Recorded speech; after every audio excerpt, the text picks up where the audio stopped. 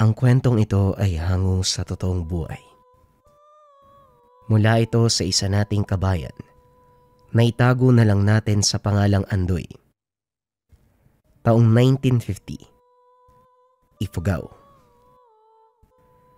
Sa probinsya ng Ifugao taong 1950, meron isang munting baryo na nagngangalang Sitio Maligaya. Matatagpuan ito noon sa loob ng kilalang Banawe Rice Terraces ng mga panong iyon. Kalat na kalat sa baryo ang usap-usapan ng mga aswang na malayang naghahasik ng lagim sa gabi. Kaya naman bago pa magdilim at sumapit ang alas 7, lahat ng residente doon ay nasa loob na ng kani-kanilang mga bahay. Bukod sa nakasarado ang bawat pintuan at bintana, sinigurado ng bawat pamilya nakakadena ang mga ito, o hindi kaya naman merong nakaharang na malaking kahoy.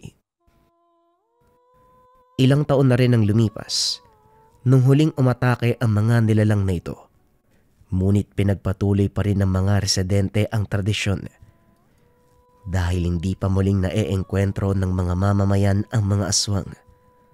Ito ang naging rason kung bakit hindi naniniwala ang batang si Andoy sa mga kwento ng matatanda, pati na rin ng mga magulang. Bagamat pinagsasabihan si Andoy ng mga magulang nito, maniwala man o sa hindi, wala namang masama kung maghahanda para makasigurado. Kaso nga lang, hindi pa rin sumang-ayon si Andoy. Isang araw, habang nag-aayos ng mga palay si Andoy kasama ang ama, narinig niya ang tawanan at hiyawan ng ilan sa mga kabataan sa lugar. Nagkukumpulan ang mga ito at tila nagkakantsawan sa pinapalibutan. Kaagad ibinaba ni Andoy ang mga hawak na palay at dumampot ito ng itak. Lumapit siya sa nagkukumpulang kabataan upang siguraduhing mabuti kung ano ang pinagtutulungan ng mga ito. "Sinasabi ko na nga ba eh," wika ng binata sa sarili. Inangat nito ang hawak niyang itak. "Kapag hindi niyo pa tinigilan yung panunokso kay Linda, sisiguraduhin ko na meron tatamaan sa inyo," wika ni Andoy habang pinapakita ang bitbit na itak. Kaagad namang tumigil ang mga bata at isa-isang nag-alisan hanggang sa may nagpahuli na isang bata. "Hindi mo dapat pinagtatagol ang isang katulad niyan. Balang araw pagsisisihan mo rin. Yung pagtulong mo sa mga lahi nila, matatauhan ka rin. Sana lang hindi ka mapahamak sa ginagawa mo." Nagkipit balikat na lang ang binata at hindi na lang ito pinansin. Agad niyang inabot ang kanyang kamay upang tulungan na tumayo ang kaibigan. "Hindi ko alam kung bakit naniniwala yung mga yun sa mga kwento eh. Kapag nalaman ko talaga kung sino nagpakalat ng chismis na yun, sisiguraduhin ko malilintikan sa akin eh," wika ni Andoy sa kaibigan. "Wala namang problema kung naniniwala sila sa mga kwento eh. Ang akin lang, huwag silang mananakit," wika ni Linda, sabay pagpag nito sa katawan. Napaaray ang dalaga dahil natamaan nito ang isa sa mga sugat. Kaagad siyang tinulungan at dinala ni Andoy sa kanilang tahanan upang ipagamot kay Aling Maria, ang nanay ni Linda. Dating kilalang magaling na manggagamot si Aling Maria. Sa sobrang galing nito, dinarayo pa nga ito ng mga karatig bayan para lang makapagpagamot. Kaso nga lang hindi nila alam kung bakit. Isang araw ay bigla itong nagbago. Ang dating masayahin at matulungin na matanda, pinalitan ng maasim at nakasimangot nitong muka. Dito na din nagsimula ang mga usap-usapan na naging mangkukulam ang matanda.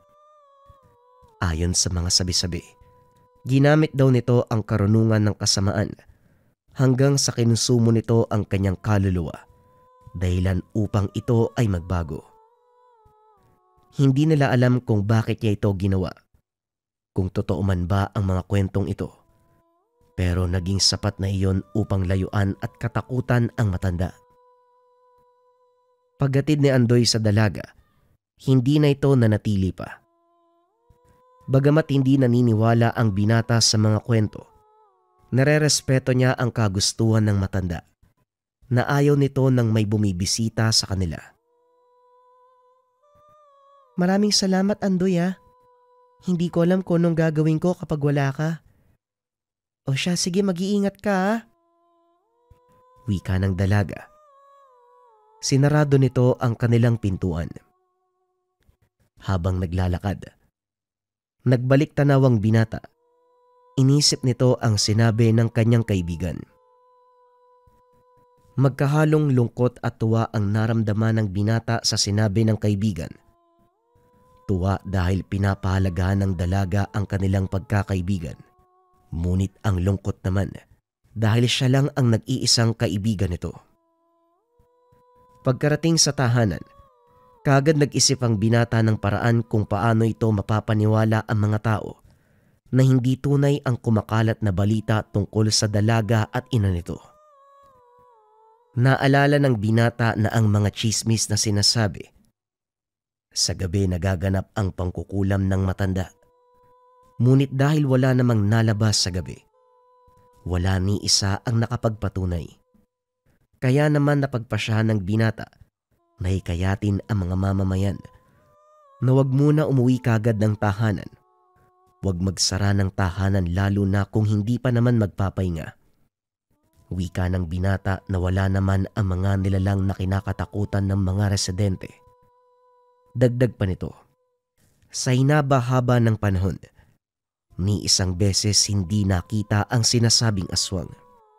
May ilang napaisip sa mga binitawang salita ng binata. Kadalasan sa mga naimpluwensya nito ay mga kabataan din. Ngunit ang ilan ay hindi naniwala at minabuting doblehin pa ang mga kadena. May ilan rin sa mga residente ang nagsaboy ng asin sa bakuran, pinalibot sa buong tahanan.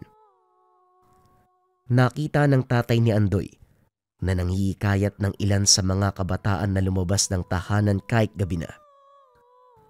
Kagad siyang pinuntahan ng ama. Hinila ang binata papunta sa kanilang bahay. Tila nagdabog ang tatay sa sobrang lakas ng pagkakasarado ng pintuan. Ano bang nakain mo, anak? Bakit bigla kang nagkakalat ng maling balita sa mga kababayan natin? Kapag sila napahamak, magiging kasalanan mo pa. Wika ng tatay ni Andoy. Tay, ni isang beses, hindi ko naman nakita yung sinasabi niyong aswang eh. At isa pa, kung totoo man yung mga nilalang na sinasabi niyo ni nanay, malamang wala na yung mga yun. Panahon na siguro para wag natin takutin yung mga sarili natin. Hayaan nating mamuhay ang bayang ito sa normal. Hindi yung natatakot sila sa bagay na wala namang katotohanan. Tugon ni Andoy. Hindi mo alam ang sinasabi mo, anak. Hindi mo alam ang kakayahan ng mga aswang. Itsura pa lang nila, magdudulot na ng matinding takot sa inyong puso. Papaano na lang kapag nalaman mo pa kung ano ang kaya nilang gawin? Alam mo, nakakahalata na ako sa iyo eh. Alam kong ginagawa mo ito para kay Linda. Hoy anak, huwag kang masyadong makikipaghalubilo sa babaeng yun. Alam kong gusto mo siya, pero hindi natin alam kung tunay ba ang mga balita tungkol sa mag-inang yun. Wika ng tatay. Pati ba naman ikaw, tay, naniniwala sa mga sinasabi nila? Tanong ni Andoy. Napansin niya ang lungkot sa mukha ng binata. Hindi naman sa ganun, anak, pero... Hindi na pinatapos pa ni Andoy ang ama. Nagpaalam na lamang ito at pumunta sa silid upang makapag-isip-isip. Lubhang nalungkot ang binata dahil sa tingin niya, siya na lang talaga ang nag-iisang tao sa kanilang bayan na naniniwala sa pagkainosente ng dalaga. Habang nakadungaw sa bintana, naisipan ng binata na ayain na lamang si Linda na umalis sila sa sitio Maligaya, manirahan sa ibang lugar kung saan hindi sila kilala. Doon ay maaari silang magsimula uli. Napangiti na lamang si Andoy sa kanyang naisip. Nang gabing yun, nagbalot na ng mga gamit ang binata.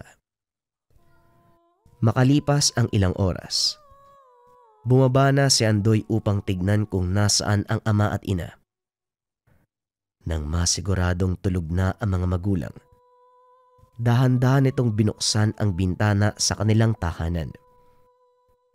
Mas malaki ang mga harang sa pintuan, kaya nagpa siya ang binata sa bintana na lamang dumaan. Ngunit hindi pa rin naging madali ang pagbukas nito.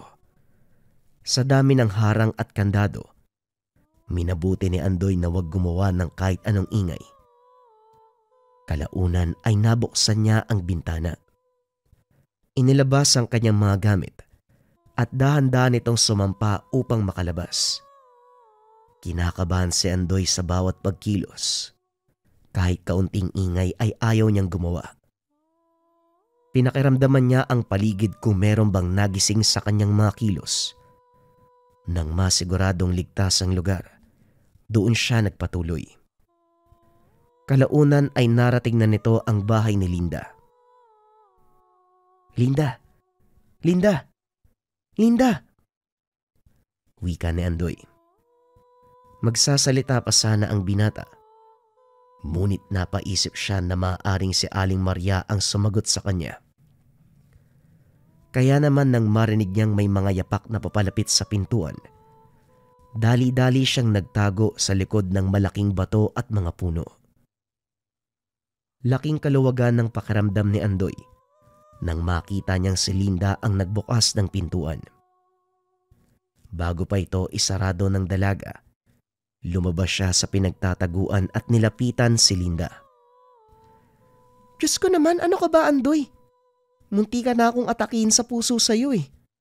Ano bang ginagawa mo dyan? Gabi na oh. Delikado sa labas." Wika ni Linda at kagad siyang pinapasok sa tahanan. "Nandiyan ba yung nanay mo, Linda? Ayoko namang magalit siya na may bisita ka ng ganitong oras." "Wala siya dito, may ginawa lang siya sa labas." Teka, ano yan? Bakit may dala ka mga gamit?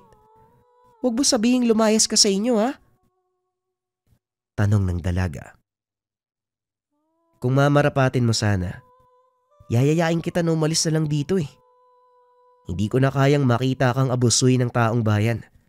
At alam kong sinasaktan ka rin ng nanay mo. Nakita ko yung mga pasa at sugat na nasa braso mo eh.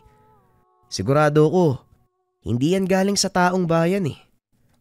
Bago ka pa masaktan ng lubos ng taong bayan, dumadating kagad ako para protektahan ka eh.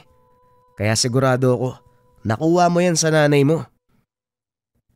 Wika ni Andoy sabay turo sa braso ng dalaga. Kagad tinago ng dalaga ang mga pasa at sugat. Magsasalita sana ito nang biglang may kumatok sa pintuan. Kagad nagtago si Andoy pati na rin ang mga gamit nito. Hindi niya alam kung bakit, pero may kakaibang takot na nararamdaman ng binata nang maramdaman ang presensya ni Aling Maria. "Sabihin mo sa akin, anak, parang meron kang bisita kanina?" tanong ni Aling Maria. "Si Andoy ho, nangamusta lang po kanina pero umalis na po siya. Akin na po yan, Nay. Liligpitin ko na po yung mga dala nyo." Wika ng dalaga, sabay abot sa mga bitbit ng ina. Kagad pinagsilbihan ni Linda ang ina na tila galing sa isang importanteng lakad. "May trabaho ba si Aling Maria? Siguro bumalik na siya sa panggagamot." Wika ni Andoy sa sarili. Inaantay niyang matapos at umakyat sa kwarto si Aling Maria. Nang masigurong nakatulog na ang matanda, lumabas na ito sa pinagtataguan at kinausap ang dalaga. "Ano, Linda? Sasama ka ba sa akin? Huwag kang mag-alala. Sisiguraduhin ko na hindi ka magugutom. Marami akong kaalaman eh. Marami akong kakayahan sa pagbubukid. Masipag din ako ha. Pangako, magiging mabuti ako sa'yo." Wika ni Andoy. Damang-dama ng dalaga ang senseridad ng mga salitang binitiwan ng binata Maluwa-luwa ang dalaga nang tanggihan niya ang alok ni Andoy. Pasensya ka na, Andoy ah. Hindi ko pwedeng iwan yung nanay ko eh. Alam naman natin, 'di ba? Kahit bali-balik ta rin pa yung mundo, iisa lang yung magulang natin. Wala na nga si tatay eh. Iiwan ko pa ba yung nanay ko? At isa pa, nasasaktan lang naman ako ni nanay kapag meron akong maling ginagawa eh. Maigpit man ang nanay ko, pero ramdam ko yung pagmamahal niya. Sigurado ako dun. Pagpapaliwanag ng dalaga. Naintindihan ni Andoy ang ibig sabihin ni Linda. Inaasahan niya rin ang posibilidad na ito ang magiging sagot niya. Ngunit hindi pa rin maiiwasan na makaramdam ito ng kirot sa kanyang puso. Ang mabuti pa umuwi ka na lang muna, Andoy. Bago pa malaman ng pamilya mo na wala ka na sa lugar. Ililihim ko yung pangyayaring ito. At pakiusap, wag na wag kang lalabas paggabi. Mabuti na lang, hindi ka nakita ng mga tulad nung kinikwento ng mga aswang, di ba? Yung kumakalat na kwento sa atin. Wika ni Linda. Ay nako, gawa-gawa lang naman ng matatanda yan, Linda. Para matakot yung kabataan at matulog ng maaga. Huwag mo sabihing naniniwala ka dun. Wika ni Andoy. Hindi kagad umimik ang dalaga. Bagyang napatras habang hinahawakan ang braso. Basta Andoy, makinig ka na lang. Teka, anong oras na ba? Mamaya ka na nga umuwi. Hindi pa pwede. Hindi pa ligtas. Mag-antay pa tayo ng ilang minuto. Basta ipangako mo sa akin ha. Huwag ka na uli lalabas ng gabi. Wika ni Linda. Tumango na lamang si Andoy. Doon na siya nagpalipas ng gabi sa sala ng kaibigan. Pagsapit ng 4:00 ng umaga, kaagad nitong binitbit ang gamit at umalis. Nagpaalam ito sa kaibigan at nangakong gagawin niya ang lahat ng makakaya upang protektahan ito. Kumaway ang dalaga sa pag-alis ng kaibigan. Ngunit lingid sa kaalaman ng dalawa, nakadungaw si Aling Maria sa bintana sa itaas. Nakita nito at narinig ang lahat ng pinag-uusapan nila. Binuksan ang kanyang aparador. Hinanda ang latigo na nasa kanyang kamay. Kaagad nakatulog si Andoy nang makarating sa tahanan. Makalipas ang ilang sandali ay ginising ito ng kanyang ina. Hindi maganda ang pakiramdam ng binata dahil kulang ito sa tulog. Hindi na lang niya sinabi sa mga magulang dahil siguradong mapapagalitan siya. Kaagad itong nagbihis at kinuha ang kagamitan upang pumunta sa bukid kasama ang ama. Bagaman pagod ang binata, napansin niya pa rin ang hindi karaniwang katahimikan sa paligid. Hindi nito nakita ang mga batang madalas tumutokso sa kaibigan. Lumipas pa ang ilang oras. Tuluyang nag-alala ang binata dahil hindi niya rin makita si Linda. Maglalakad na sana si Andoy papunta sa kung saan madalas tumatambay ang kaibigan. Ngunit naisip niya na maaaring tulog pa ang dalaga kaya wala pa ito sa lugar. Kaya't kahit nag-aalinlangan, muling bumalik sa pagtatrabaho si Andoy.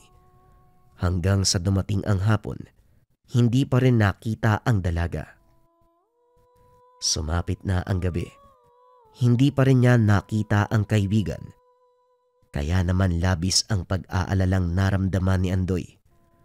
Nagtungo siya sa bahay ng dalaga.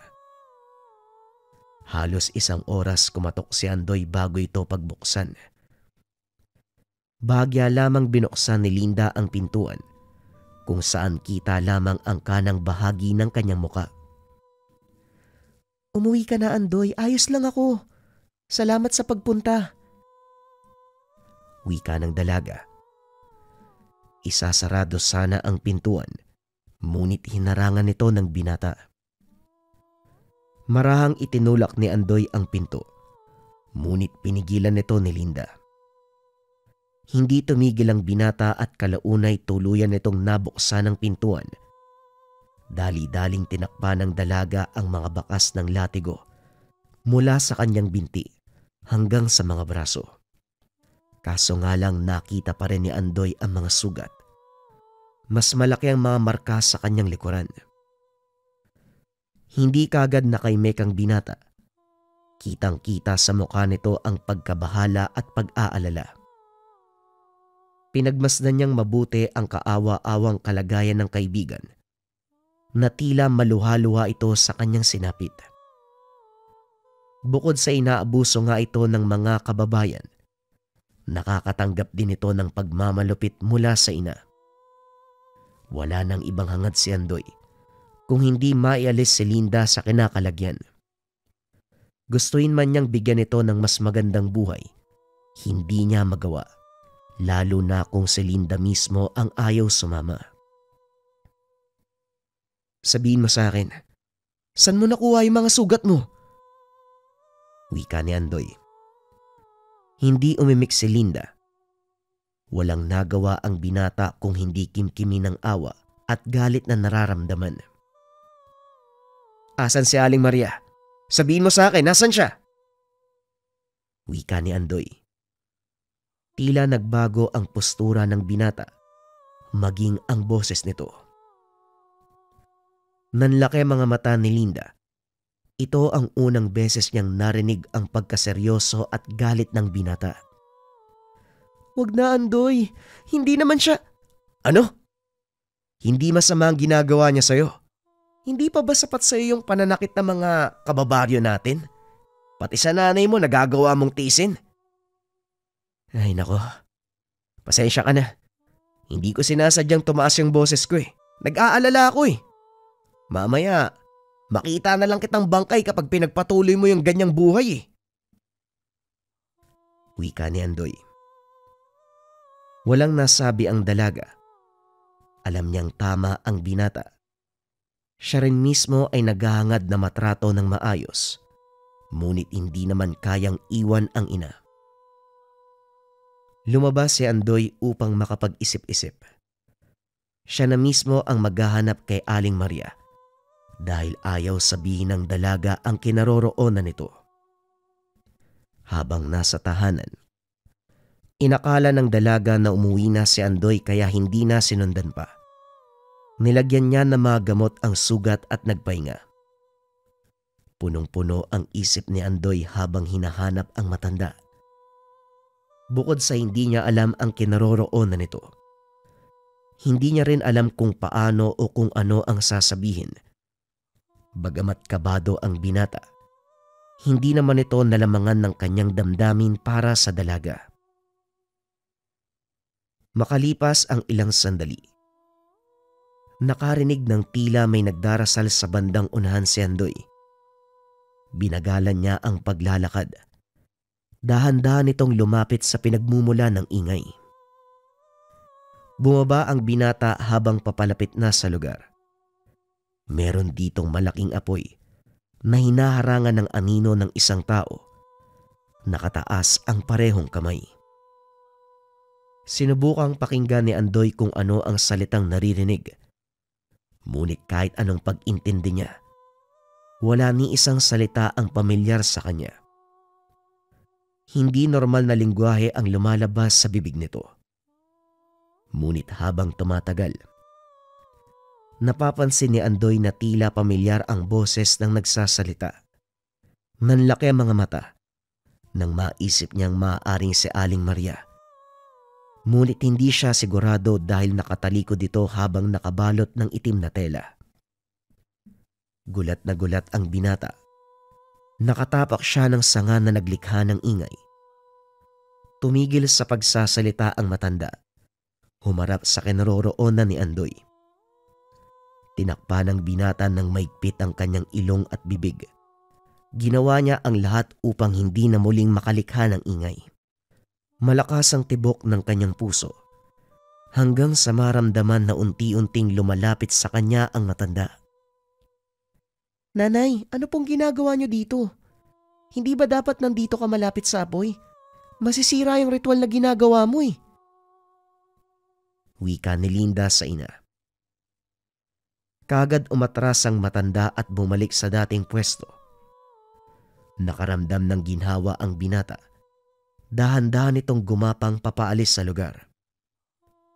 Lingid sa kanyang kaalaman, sinadya ito ni Linda upang makatakas siya. "Andoy, sana tumigil ka na. Hindi mo alam yung gusto mong pasukin." Wika ni Linda sa sarili. Itinaas niya rin ang dalawang kamay. Sinamahan ng ina sa pagdarasal. Nang makalayo na ang binata, doon niya napagtanto na maaaring may katotohanan nga ang mga naririnig na tsismis. Hindi ganun si Linda eh.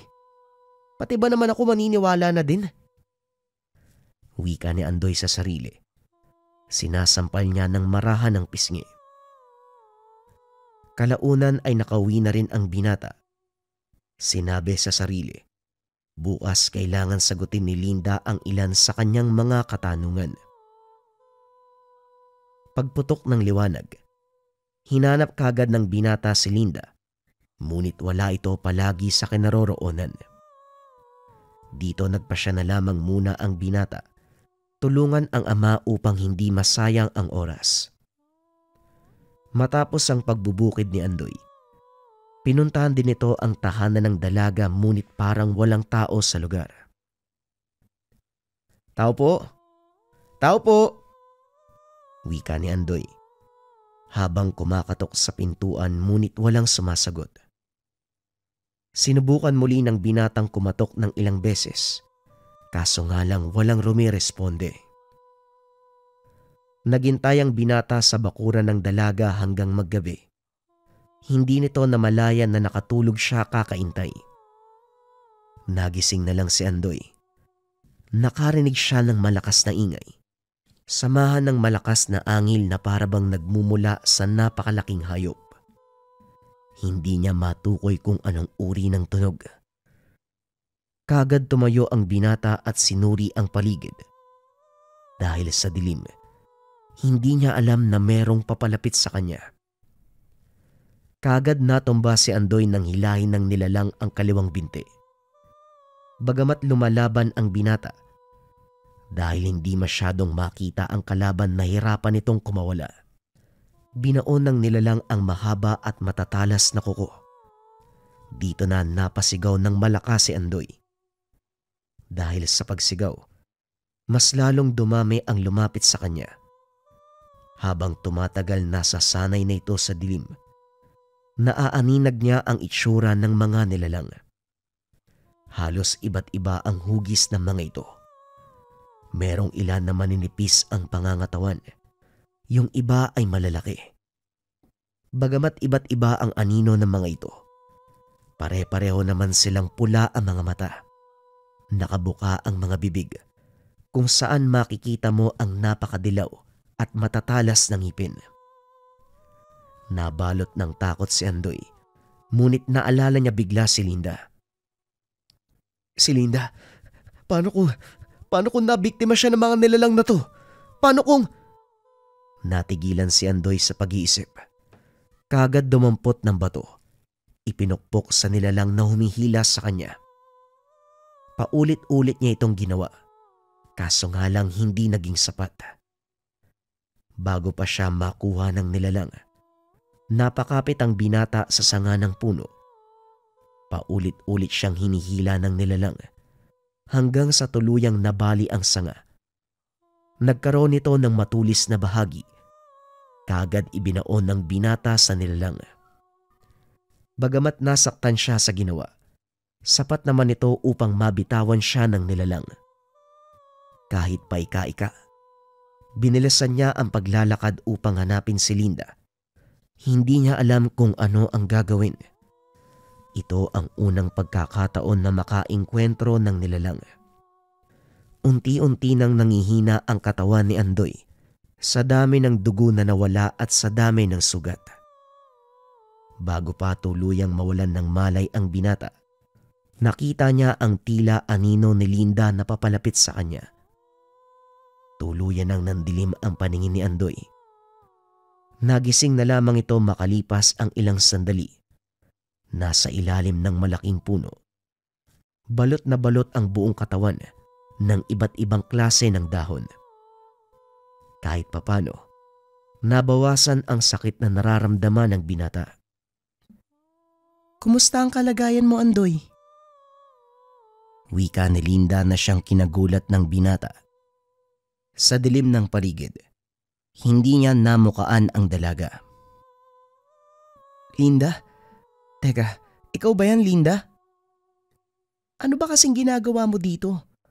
Hindi ba sinabi ko sa'yo, huwag kang lalabas ng tahanan lalo na pagsapit ng dilim? Yan din ang itatanong ko sa'yo eh. Anong ginagawa mo dito? Lalo na't nagkalat yung mabangis na nilalang. Pakiramdam ko tuloy may kinalaman kayo dito eh. Wika ni Andoy. Ngunit sa kaloob-looban ng binata ay pinapagalitan niya ang sarili. Aminin man niya o hindi, unti-unti na siyang nagdududa sa kilos ng dalaga. Ayaw niya mang maniwala sa mga sabi-sabi. Pero hindi niya maintindihan yung mga nakaingkwentrong nilalang kanina. Suotin mo to. Kahit anong mangyari, wag na wag mong tatanggalin. Eto na lang ang magsisilbi mong proteksyon. Wika ng dalaga, sabay abot ng isang uri ng kwintas. Kaagad itong isanuot ng dalaga sa leeg ng binata. Ano ba to, Linda? At saka hindi mo naman sinagot yung tanong ko ah. Wala na tayong oras para dyan. Sa susunod ko na sasabihin kapag… Hindi na ituloy ng dalaga ang sasabihin. Bigla na lang itong kumaripas ng takbo. Tatawagin niya sana ito, kaso nga lang parang may pumipigil sa kanyang bibig. Lumipas pa ang ilang sandali. Biglang naglabasan ang hindi mabilang ng mga aswang. Sinira nito ang mga palayan, halaman at lahat ng madadaanan. Umahon si Andoy mula sa pagkakabalot nito sa mga dahon. Biglang umilaw ang kwintas ng kulay pula. Nung dumaan ang ilang aswang, iniwasan siya ng mga ito. Nilagpasan lamang ng mga aswang si Andoy na siyang ipinagtataka niya. Tila isang milagro din. Naghilom ang mga sugat sa binti nang biglang kumulay ng berde ang kwintas. Bukod pa dito, tila lumakas ang pangangatawa ng binata kasabay ng pag-ilaw ng kulay asul na mga bato.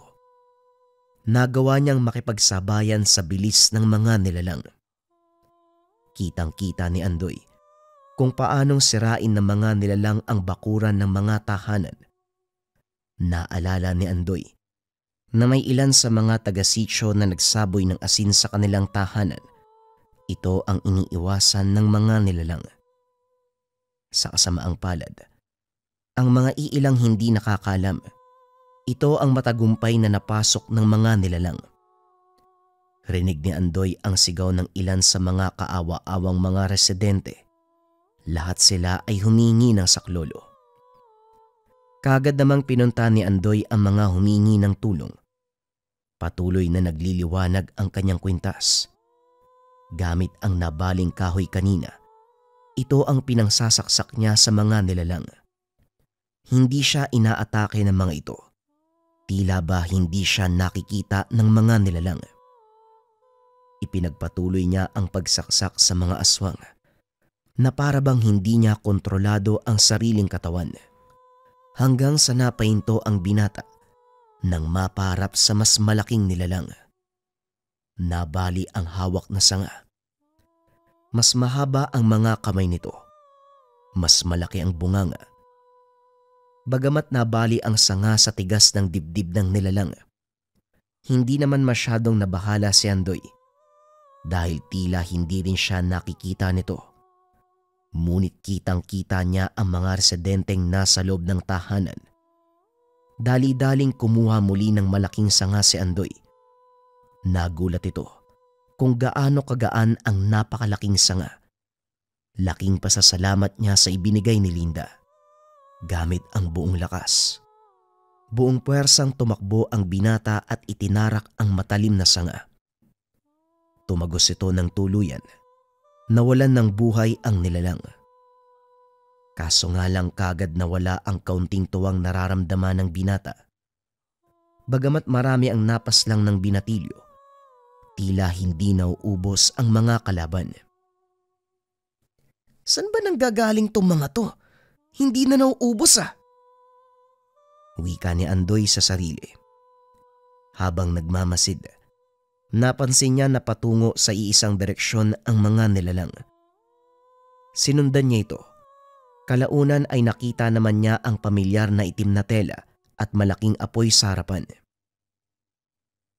Si Aling Maria? Oo nga, si Aling Maria to ah. Wika ng binata sa sarili. Tumakbo ito upang pigilan sana kung ano man ang ginagawa ng matanda. Ngunit bigla itong tumilapon sa kabilang direksyon. Lumaki ang mga mata ng binata nang makita nito kung sino ang pumigil sa kanya. Linda, kahit sigurado na ako, totoo ang balita tungkol sa inyo ng nanay mo. Kahit pinaniwala mo ako sa kasinungalingan.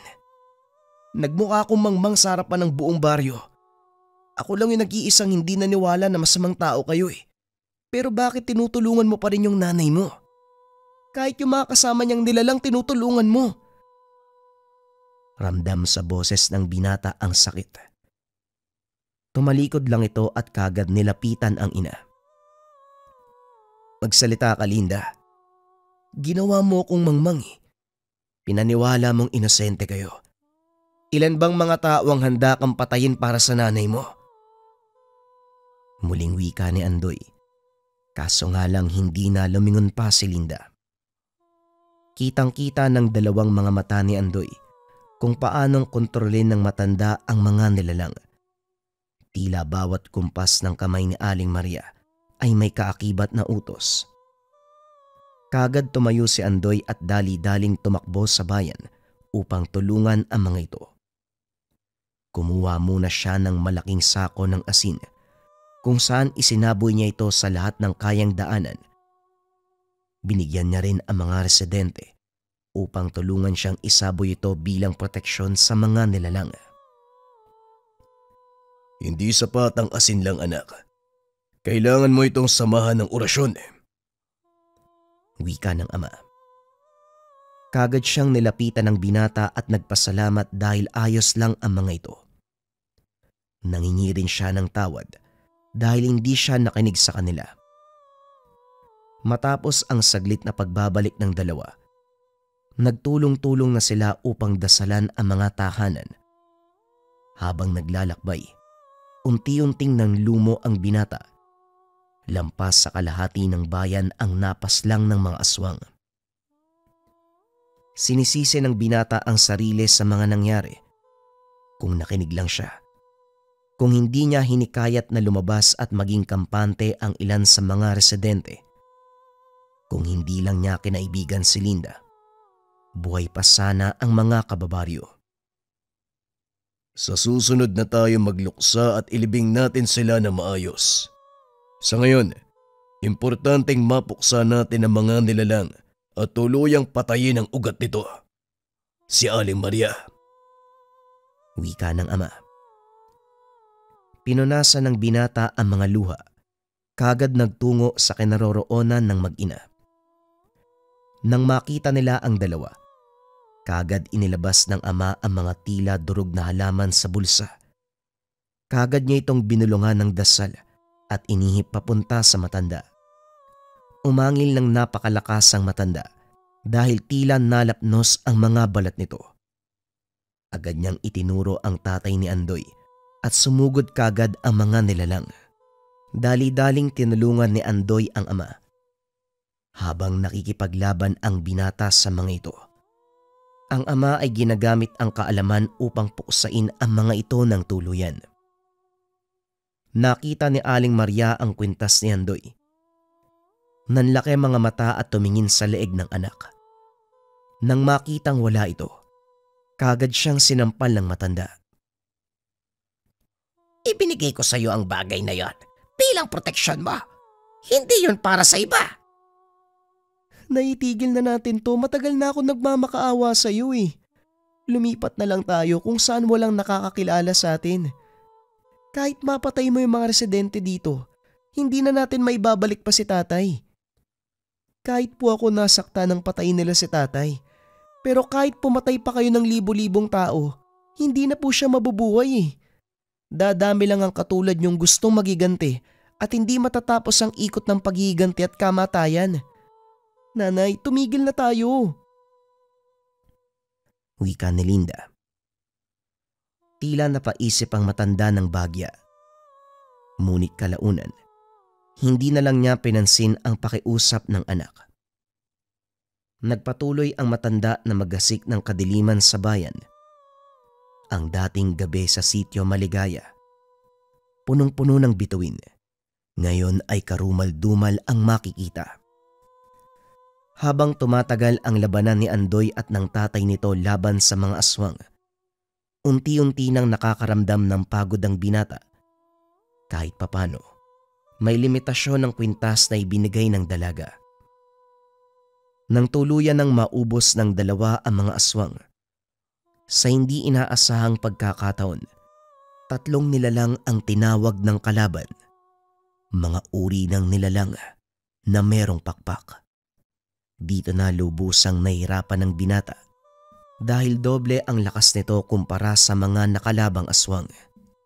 Tinulungan siya ng ama, ngunit hindi masyadong umuubra ang mga orasyon sa 3 nilalang. Kung ano man ang usapan ni Aling Maria sa mga nilalang na ito, mataas na uri ng orasyon ang ginamit niya. Hindi tinatabla ng mga aswang kahit pinakamalakas na orasyon ko ang gamitin. Isang paraan na lang ang pwede kong gawin, anak. Ako mismo ang magsisilbing pangontra sa mga aswang. Ingatan mo ang iyong ina. Huwag mong kalimutan na mahal ko kayo. Wika ng ama. Nagbanggit ito ng ilang orasyon. Naglabas sa bulsa ng kulay itim na ugat. Lumapit siya sa mga aswang at hinayaang kainin ang kanyang sarili. Tutulungan pa sana ito ni Andoy, ngunit sobrang bilis ng kaganapan. Umagos ang dugo ng tatay sa mga nilalang.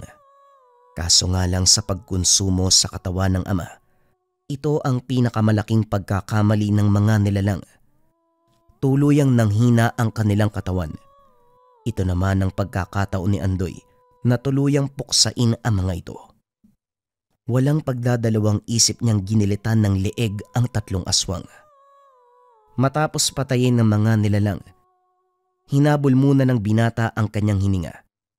Dahil lubos nitong nagamit ang kanyang lakas, maging ang kapangyarihan ng suot na kwintas. Napalood muna ito at nagpahinga ng bagya. Lingid sa kanyang kaalaman, hindi pa natatapos si Aling Maria. Muli niyang ginamit ang mga pulsera sa kamay. Nag-utos sa isa pang nilalang upang tuluyan na si Andoy. Nang makita ni Linda ang ginawa ng nanay, kagad niyang kinuha ang itim na porselas. Walang pagdadalawang isip na tinapakan at dinurog ang mga bato.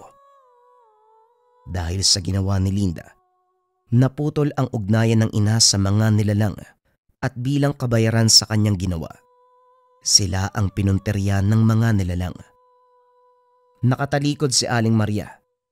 Papunta sana ito muli sa tahanan upang kumuha ng iba pang kagamitan. Naiwan ang anak sa lupa kung saan ito inatake ng nilalang. Napasigaw kagad si Linda sa sakit. Bagamat naging masamang ina ito, naroon pa rin ang pagmamahal sa kanyang anak. Kitang-kita sa mukha ng matanda ang takot at pagsisisi. Hindi naprotekta ng dalaga ang sarili dahil na rin sa pananakit ng kanyang ina.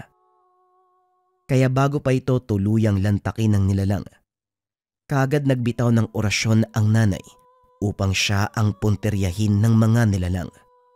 Kagad silang lumipat sa matanda at siya ang pinatay. Katulad ng ginawa ng tatay ni Andoy, inalay din ng matanda ang kanyang sariling katawan upang magsilbing pangontra sa mga nilalang. Kalaunan, tuluyang nilamon ng nilalang si Aling Maria. Kahit papano may awa pa rin ang tadhana kay Linda.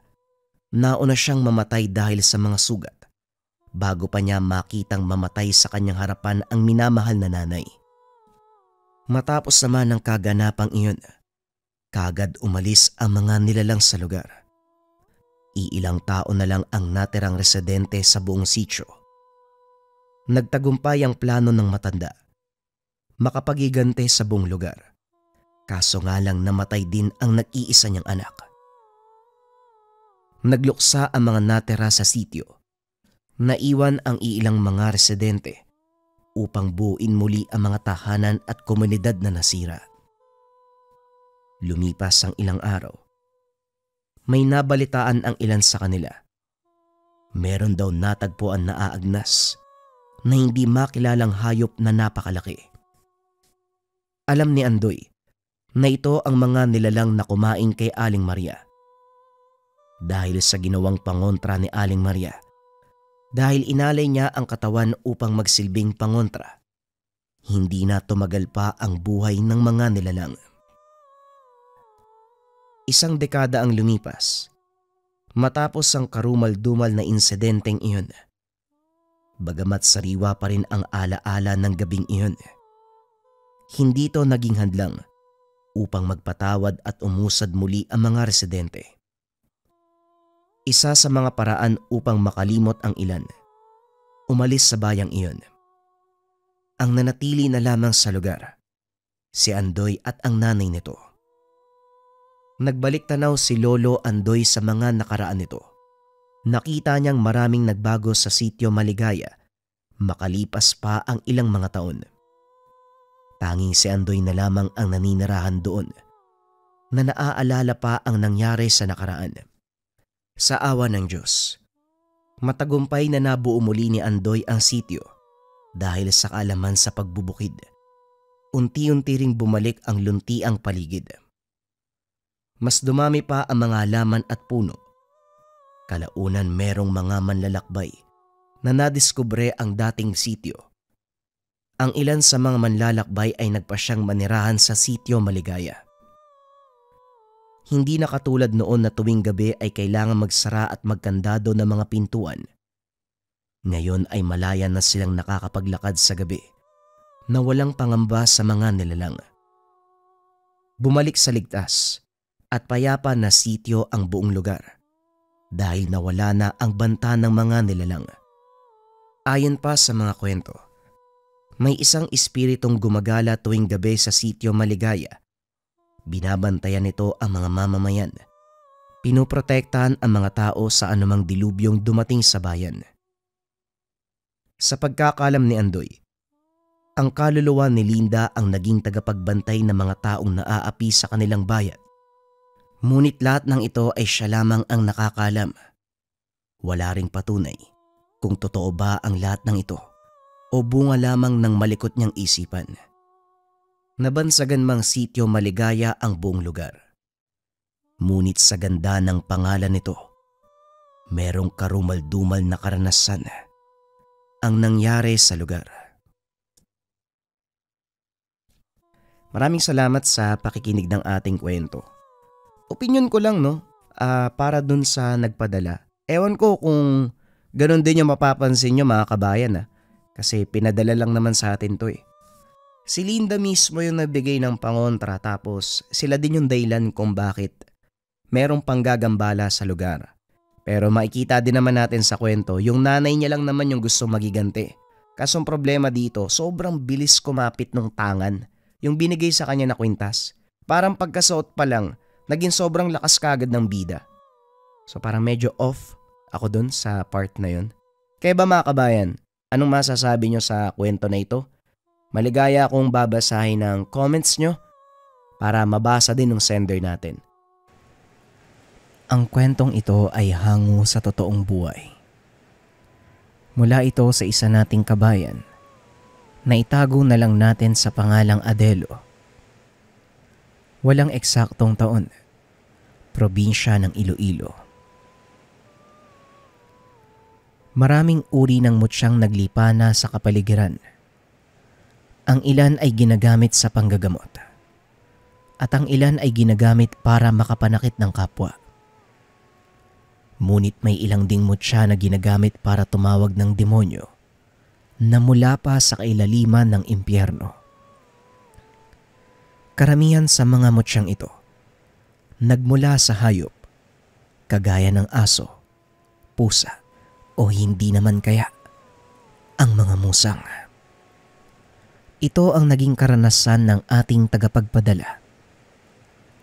Nang mga panong ito, katuwang ng amang manggagamot itong si Adelo.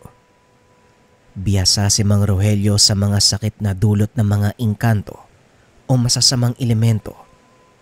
Maging ang sumpa ng mga mambabarang at mangkukulam ay hindi nito inaatrasan. Kinakatakutan ng mga ito si Mang Rogelio dahil sa kakaibang pamamaraan ng panggagamot. Hindi na nagtatanong pa ng kahit ano ang matanda. Sa oras na malaman nito ang dahilan ng sakit, kaagad nitong tinutuluyan ang may kagagawan. Ito rin ang naging dahilan kung bakit marami ang nagagalit kay Mang Rogelio.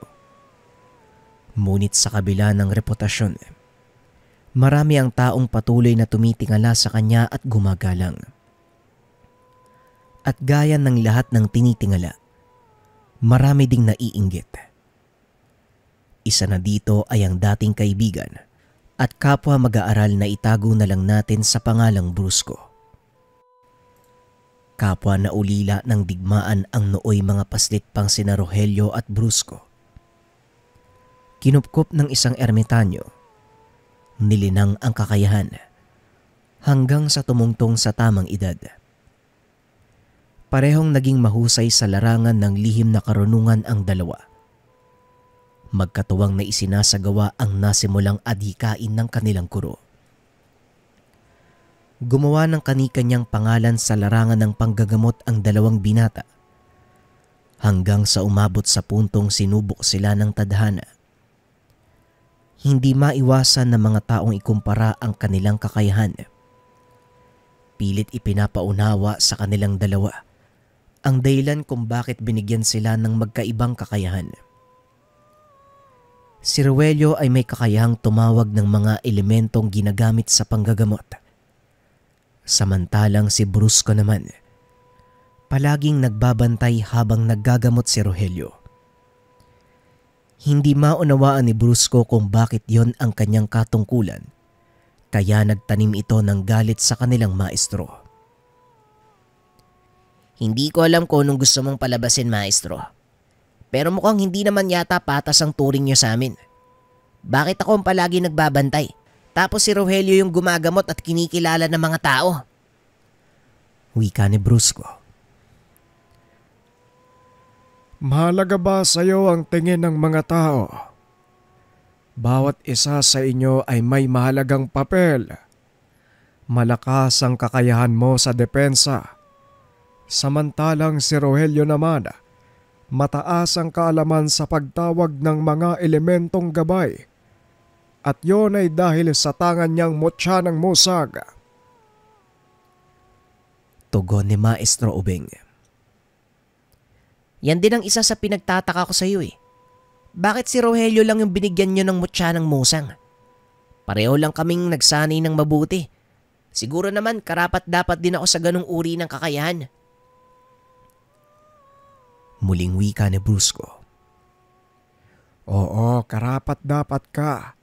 At wag mo sanang kakalimutan kung bakit kita naging mag-aaral. Kahit may magkaiba kayong mga tungkulin, hindi ibig sabihin nun na mas malaking pabor ang ibinibigay ko kay Rogelio.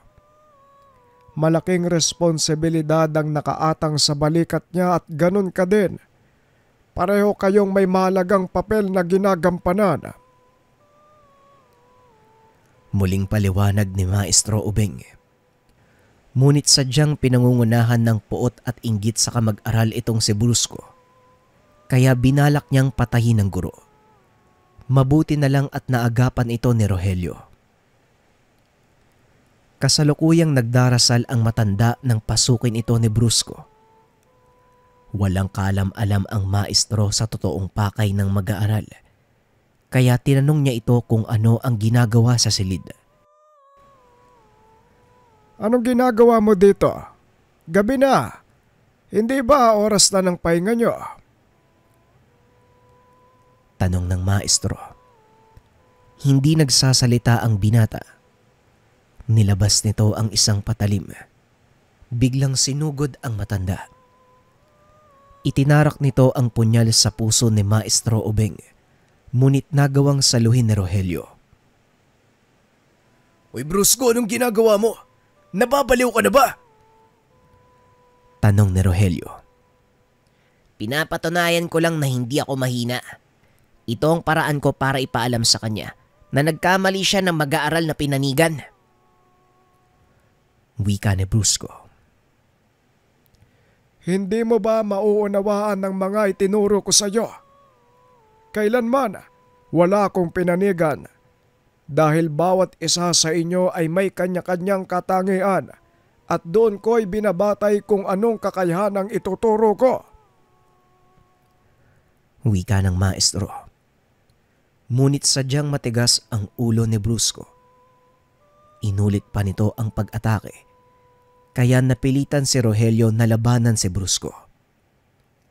Tumigil ka na, Brusco. Huwag mo nang palalain ang sitwasyon. Makinig ka sa akin. Wika ni Rogelio. Paano kung hindi ako makinig? Anong gagawin mo? Kakalabanin mo din ako? Pasensya na, pero hindi ako natatakot sa'yo. Wika ni Brusco sabay sugod. Kaagad namang sinalubong ni Rogelio ang kaibigan. Kung yon ang kailangang gawin para gumising ka sa kaibangan mo, gagawin ko. Patawarin mo ko, Brusco, pero kailangan kitang pigilan.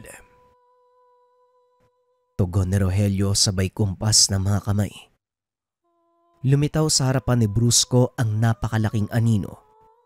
Hinambalos siya nito. Dahilan para tumilapon ang binata papunta sa bader. Tumama sa nakausling bakal ang kanang braso ni Brusco na naging sanhi ng pagkakaputol nito. Pagbabayaran mo to, Rogelio. Nanalo ka man ngayon, pero titiyakin ko na sa susunod nating pagkikita, pagbabayaran mo ang ginawa mo. Wika ni Brusco. Tumakbo ito palabas ng tahanan ni Maestro Ubeng. Yun na ang huling beses na nagkita ang magkaibigan. Dahil si Rogelio ang naiwan, siya din ang nagmana ng lahat ng kakayahan ng maestro.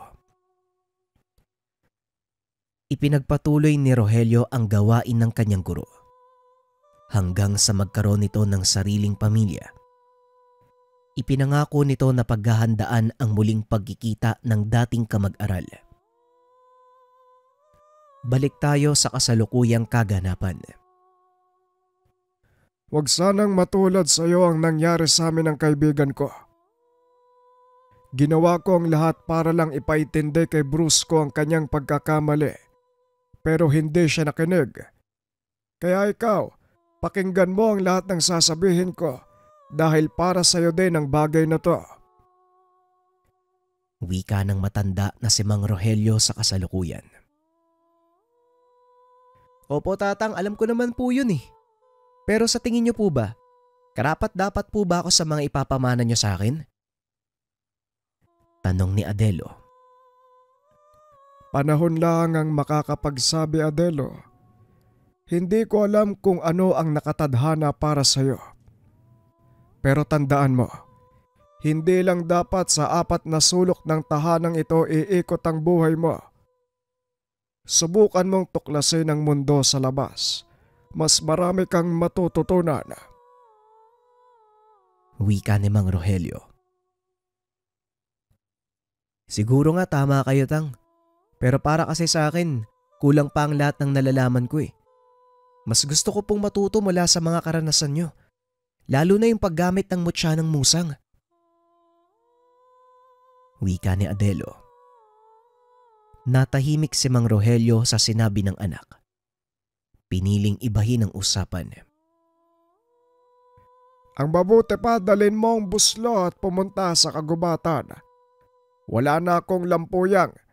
Kailangan ko nito bukas para sa gagawin nating panghaplas. Wika ni Mang Rogelio. Wala nang nagawa si Adelo kundi sumunod sa ama. Hindi nawala sa isipan nito ang pangyayari.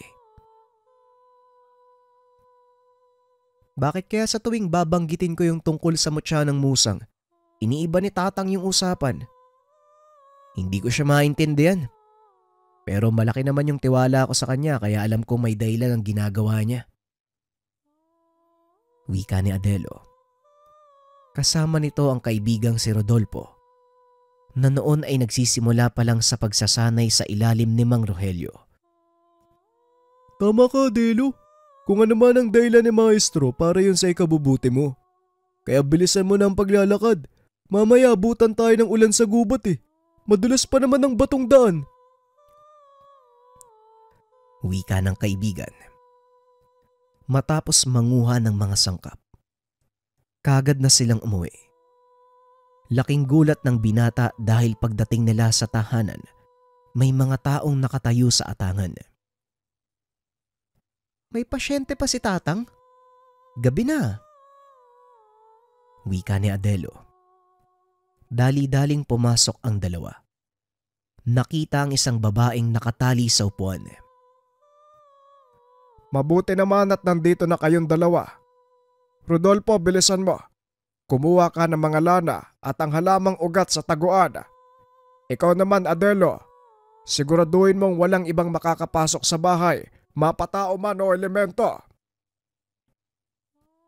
Wika ni Mang Rogelio. Hindi na nagtanong pa ang dalawang binata. Batay sa kilos ng matanda, seryoso ang lagay ng kanilang pasyente. Gumawa ng orasyon pang proteksyon si Adelo, habang si Rodolfo naman nakatayo sa likuran ni Mang Rogelio habang ginagamot ng matanda ang pasyente. Malala na ang tama ng barang sa katawan ng pasyenteng ito. Ang pagkakamali lang ng gumawa, nag-iwan siya ng bakas. Manood kang mabuti, Rodolfo. Wika ni Mang Rogelio. Napatingin si Rodolfo kay Adelo na noon ay patuloy na nagbabantay sa atangan. Hindi po ba dapat si Adelo ang nandito? Wika ni Rodolfo. Tama ka. Kasi siya ang higit na nakakaalam ng mga proseso. Pero mas mahalagang nakikita mo ang ginagawa ko, Rodolfo. Para pagdating ang panahon, kapwa nyo alam ni Adelo ang gagawin. Wika ni Mang Rogelio. Kinuha nito sa bulsa ang mutsyang pinaka-iniingatan. Kapiranggot na bato na halos kasing laki ng butil ng munggo. Nakasilid ito sa maliit na bote. Binuksan ng matanda ang sisidlan at nagsimulang magbulong ng mga dasal. Ramdam ni Rodolfo ang biglaang pagbigat ng katawan, kaya napatanong ito sa matanda. Ano pong nangyayari, Manong? Bakit parang bumibigat yata yung katawan ko? Hindi naman sumasagot ang matanda dahil nasa kalagitnaan ito ng pag-uusal. Ngunit ilang sandali lang, kusang lumantad ang kasagutan sa harapan ng binata. Isang malaking itim na anino ang tila yumakap sa pasyente. Nanlaki ang mga mata ni Rodolfo. Sa sobrang takot ay napasigaw ito. Dali-dali namang tumakbo si Adelo upang tignan ang nangyayari. Rodolfo, huminahon ka. Alam kong ito ang unang beses mong makakita ng nilalang. Pero sinisiguro ko sa'yo na hindi natin kaawayan. Isa sa mga elementong gabay ni tatang ang itim na anino, kaya wala kang dapat ikatakot. Wika ni Adelo. Pinayuhan din ito ang kaibigan na ipikit ang mga mata. Ngunit kagad itong sinaway ni Mang Rogelio. Hindi, Rodolfo. Manood ka, tignan mo kung ano ang nangyayari sa mga mambabarang na lumalabag sa kasunduan. Malinaw sa kanila ang babala, ngunit hindi nila pinakinggan, kaya nararapat lang sa kanila ang kaparusahan. Wika ng matanda. Nanatiling nakamasid ang dalawa sa ginagawa nito. Hindi makapagsalita si Rodolfo ng mga sandaling iyon. Pinapanood nito ang nilalang na tila may hinuhugot na kung ano mula sa katawan ng pasyente. Kinakain niya ito. Ang nakikita mong hinihila palabas ng itim na anino, ang mismong kaluluwa ng mambabarang. Ito ang pamamaraan ng pagpataw ni Tatang ng kamatayan sa sino mang nahuli niya. Kahit elemento o kahit tao, ganyan ang ginagawa niya. Pagpapaliwanag ni Adelo. Wala pa ring nagbago sa reaksyon ni Rodolfo ng mga sandaling iyon. Kahit nang matapos ang gamutan, dito na nagsimulang makaramdam ng takot si Adelo para sa kaibigan. Kinabukasan, kinausap nito ang ama tungkol sa nangyari. Alam kong masyadong mahina ang dungan ni Rodolfo. Ito ang kinakatakutan ko, Adelo. Kailangan mong bantayan ang kaibigan mo. Dahil ang kahinaan niyang ito ang maaaring gamitin sa kanya ng mga kalaban sa hinaharap. Wika ni Mang Rogelio. Yan nga din po yung gusto kong sabihin sa kanya, Tatang. Pero baguhan pa lang si Rodolfo eh. Malaki pa ang pag-asang mabago niya ang ugali niya. Siguro naman sa paglipas ng panahon masasanay din siya. Wika ni Adelo. Tignan na lang natin. Ayoko magsalita ng tapos, Adelo. O siya, maganda na kayo. Aalis tayo. Ngayong araw ay may pupuntahan tayong mahalagang tao. Muling wika ng matanda. Kagad namang tinawag ni Adelo ang kaibigan na noon ay nagsisibak ng kahoy sa kanilang bakuran. Patuloy pa rin itong nananahimik. Kadalasan ay nakatulala at napapangiti mag-isa. Hindi na lang ito pinansin ni Adelo sa pag-aakalang kusa din itong mawawala sa paglipas ng panahon. Habang naglalakad ang tatlo, kinausap ni Adelo ang kaibigan, ngunit hindi ito sumasagot. Biglang tumigil sa paglalakad si Rodolfo, napatingin kay Mang Rogelio. Manong, mukhang may sumusunod sa atin ah. Wika ni Rodolfo. Napahinto sa paglalakad ang mag-ama. Nilingon si Rodolfo. Wala naman akong nararamdaman ah. Magpatuloy ka na sa paglalakad, Rodolfo. Isa pa, kung meron man silang masamang tangka sa atin, hindi rin sila makakalusot. Dahil napapaligiran tayo ng mga nilalang na nangangalaga sa mutsyang hawak ko. Tugon ng matanda. Kaunting kaalaman. Ang mutya ng musang ay isang uri ng bertud. Sinasabi ng karamihan na ito ay luha ng musang na naging bato. Kadalasan halos kasing laki lang ito ng butil ng munggo. Kakaiba din ang paraan sa pagkuha nito dahil kailangan mong sakta ng hayop hanggang sa maglabas ito ng luha at gamit ang iyong kanang hinliliit. Kailangan mo itong kunin at dali-daling isawsaw sa dinasalang tubig. Ang mutsyang ito, may kakayahang magbukas ng lagusan mula sa mundo ng mga namatay. Meron din itong kakayahan na tumawag ng mga kaluluwa. Sinasabi ding gamit ito ng mga sinaunang babaylan upang tumawag ng mga elementong gagabay sa kanilang mga gawain. Bihira ang taong nakakaalam ng pamamaraan ng pagkuha, kaya hindi rin ganong karami ang mutya ng musang. Balik tayo sa kwento. Muling nagpatuloy sa paglalakad ang binata hanggang sa marating nila ang pupuntahan. Nang mga oras na yon, nasa kalagitnaan sila ng kagubatan. Nakatayo si Mang Rogelio sa harapan ng isang malaking bato. Nakasulat dito ang pangalan ng isang tao. Ano po yung lugar na to? At saka bakit tayo nandito? Tanong ni Adelo. Ito ang huling himlayan ng aking maestro. Ang araw na ito ay anibersaryo ng kanyang kamatayan. Hindi na ako nakakadalaw maraming taon na kaya naisip ko na puntahan para linisin. Wika ni Mang Rogelio. Napansin ni Adelo ang paligid ng bato. 5 metro paikot. Wala kang makikitang tumutubong damo. Samantalang sa paligid nito, makapalang talahib at malaki din ang mga puno. Bakit naman halos walang tumutubo dito malapit sa bato, tay? Tanong ni Adelo. Palatandaan niyan na may aktibong elementong nagbabantay sa lugar. Sagrado ang lugar na ito, kaya mag-iingat kayo sa mga galaw nyo. Wika ni Mang Rogelio. Tahimik na nag-alay ng panalangin ang matanda. Matapos binuhusan nito ng lambanog ang bato, kagad nang nagpaalam sa maestro.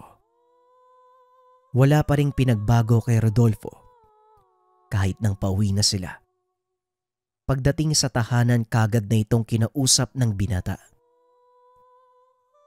Rodolfo, sabihin mo nga sa akin, ano bang gumugulo sa isipan mo? Tanong ni Adelo. Hindi maalis sa akin yung nakita ko nung araw na yun . Hindi ako makapaniwalang nag-aalaga ng ganong uri ng nilalang si maestro. Wika ni Rodolfo. Bakit ba? Ano ba talaga yung nakita mo? Muling tanong ni Adelo. Demonyo yung nakita ko, Adelo . Nag-aalaga ng demonyo yung tatay mo. Wika ni Rodolfo. Nanlaki ang mga mata ni Adelo sa mga narinig. Minsan na nitong nakita ang sinasabing elemento, ngunit anino lang ang nasisilayan nito. Hindi naman siguro demonyo yung nilalang na yun, Rodolfo. Alam kong hindi magagawa ni tatay na gamitin ang kapangyarihan ng mutya para tumawag ng elemento mula sa impyerno. Wika ni Adelo. Maniwala ka sa akin, Adelo. Alam ko kung ano yung nakita ko. Malaking nilalang tapos may sungay. Yung kalating katawan niya, kambing. Tapos nagliliyab yung dulo ng buntot. Wika ni Rodolfo. Napangiti naman si Adelo sa sinabi ng kaibigan. Baka naman nagkakamali ka lang ng nakita. Minsan kasi may mga elementong gabay na halos kamukha ng demonyo. Pero hindi talaga sila ganun. Ang mabuti pa, magpahinga na muna tayo. Ako na magsasabi kay tatang. Wika ni Adelo. Hinayaang magpahinga ang kaibigan. Pinuntahan nito ang ama upang kausapin. Tang, nag-aalala ako kay Rodolfo . Hindi pa rin nawawala sa isipan niya yung mga nakita. Alam kong yun yung unang pagkakataon na nakita niya yung isa sa mga gabay mong elemento. Pero ayon sa kanya, hindi na naituloy ni Adelo ang sasabihin. Dinuktungan nito ni Mang Rogelio. Demonyo ang nakita niya. Tama ang kaibigan mo. Sa mga ganong sitwasyon, hindi ko kontrolado ang kapangyarihan ng mutya. Kadalasan demonyo ang lumalabas. Pero hindi ibig sabihin, sinadya kong tawagin ng nilalang. Isa ito sa mga kainaan ng mutya. Wika ni Mang Rogelio. Napailing na lang si Adelo sa mga narinig. Kung ganun, may dahilan pala talaga para matakot si Rodolfo. Hindi niya kasi alam yung mga bagay na to . Siguro tay, dapat natin siyang kausapin tungkol dito bago pa mahuli ang lahat. Mungkahi ni Adelo. Sumang-ayon naman ang ama. Ngunit lingid sa kaalaman nila. Nakikinig si Rodolfo sa usapan. Kagad itong umalis nang makitang papatayo na si Adelo. Pinuntahan ng binata si Rodolfo sa kwarto. Nagulat si Adelo dahil wala na doon ang kaibigan. Tang, nakita mo ba si Rodolfo? Wala na kasi siya sa kwarto eh. Wika ni Adelo. Hindi ko siya napansing lumabas dito sa sala. Tignan mo, baka nasa likod ng bahay lang at may kung anong ginagawa. Wika ni Mang Rogelio. Inikot ni Adelo ang buong paligid. Hindi nito nakita ang kaibigan. Muling pinunta ng binata ang silid. Nakita nitong wala na ang mga gamit ni Rodolfo. Tang, mukhang naglayas yata si Rodolfo ah. Wika ni Adelo. Hindi naman umimik si Mang Rogelio. Nagpaalam ang binata upang hanapin ito sa pagbabaka sakaling hindi pa ito nakakalayo ng tuluyan. Ngunit umuwing bigo ang binata. Hindi na nito nagawa pang abutan si Rodolfo. Wala din siyang kaalam-alam kung saan maaaring pumunta ang kaibigan. San kaya nagpunta si Rodolfo, Tang? Delikado pa naman lalo pat gabing-gabi na. Wika ni Adelo. Hayaan mo na siya, iho. Kinakailangan niyang lumayo para malinawan ang isipan niya. Kusang babalik yon kapag napagtanto niya na ang lahat. Wika ni Mang Rogelio. Ngunit lingid sa kaalaman ng mga ito, yon ang simula ng malaking problema. Nakarating si Rodolfo sa malayong baryo. Gawing dulo na ito ng kanilang bayan. Balak nitong umalis sa lugar sa takot na baka makita siya nila Mang Rogelio. Habang naglalakad, nakasalubong nito ang isang matandang lalaki. Malayo na sa kabayan ang lugar na iyon, kaya naman hindi maiwasan ng binata ang mapatanong. Magandang hapon po, Tatang. Ano pong ginagawa niyo dito? Dulo na po to ng bayan ah. Malayo na sa mga bahay ang lugar na to. Baka naman mapahamak kayo niyan. Wika ni Rodolfo. Pinagmasdan nito ang matanda. Nakitang putol ang kanang kamay. May malaking pilat sa kanang pisngi at may hawak na tungkod. Dito ko nakatira sa bahaging ito ng paryo. Ikaw ang dapat kong tanungin. Dahil alam kong hindi ka taga rito. Anong ginagawa mo sa lugar na ito? Tanong ng matanda. Napadaan lang po ko, Manong.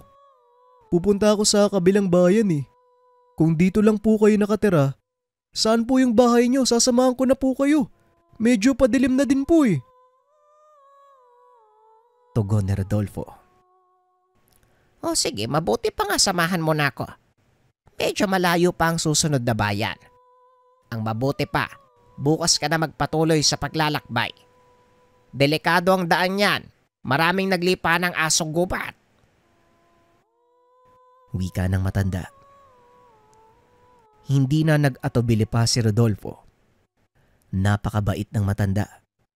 Dahil pinatuloy siya nito sa sariling tahanan. Nakatira ang matanda sa maliit na kubo hindi kalayuan sa kalsada. Habang kumakain, nag-usap ang dalawa. Nagpakilala din ang matanda. Nga pala, Brusco ang pangalan ko. Ikaw, anong dahilan mo? Bakit ka naglalakbay? Tanong ni Mang Brusco. May mga bagay lang akong kailangang ayusin, Manong Brusco. Medyo magulo yung naging buhay ko eh. Tugon ni Rodolfo. Kung minsan, kinakailangan nating lumayo sa karamihan para mahanap ang ating mga sarili. Tama ang ginawa mo. Kung gusto mo manatili ka muna kahit ilang araw lang, baka sakaling may maitulong ako sa iyo. Wika ni Mang Brusco. Napag-isip-isip ni Rodolfo na tama ang sinabi nito. Sinunod niya ang payo ni Mang Brusco. O sige po, walang problema, Manong. Masipag naman ako eh. Tugon ni Rodolfo. Nanatili ito sa tahanan ng matanda. Dito natuklasan na manggagamot din si Mang Brusco. Maagang nagising ang binata dahil nakarinig ito ng mga taong tumatawag sa pangalan ni Mang Brusco. Sa paglabas ng binata, nakita nito ang napakaraming taong nag-aabang sa bakuran ng matanda. Mabuti naman nagising ka na. Kakailanganin ko ng tulong mo ngayong araw. Medyo marami ang pasyente ko. Wika ni Mang Brusco. Hindi na nakapagsalita si Rodolfo. Sa isip nito, parang nakatadhana na mapunta siya sa isa pang manggagamot.